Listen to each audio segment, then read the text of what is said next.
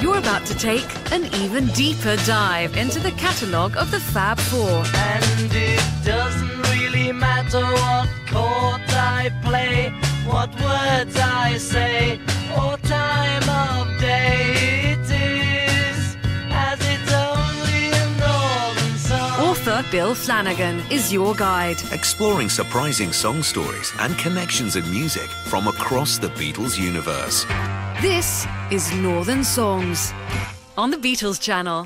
Hello, folks, and welcome to Northern Songs, where every week we go deep into the music of the Beatles. I'm Bill Flanagan, and this week we're going to do something different. We're going to take a look at a fascinating moment in pop music with the Beatles at its center.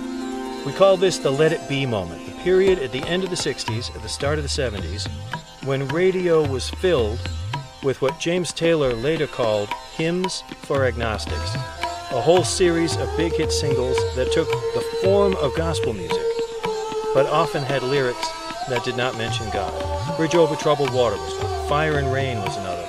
Over the next hour, we're going to play 16 or 17 hymns for agnostics, all released in the same moment, the Let It Be moment. A period of about 3 years as the 60s turned into the 70s, when the pop charts were filled with secular hymns.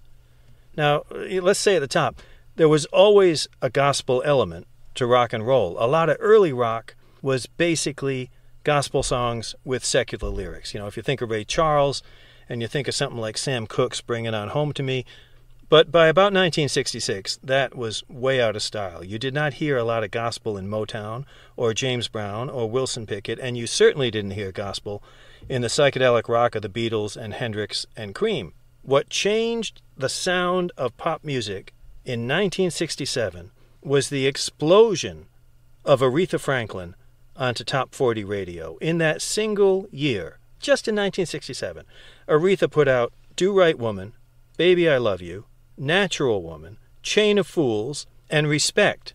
And all of a sudden, gospel was back at the center of rock and roll. Paul McCartney actually offered Let It Be to Aretha before the Beatles put it out. The Queen of Soul declined,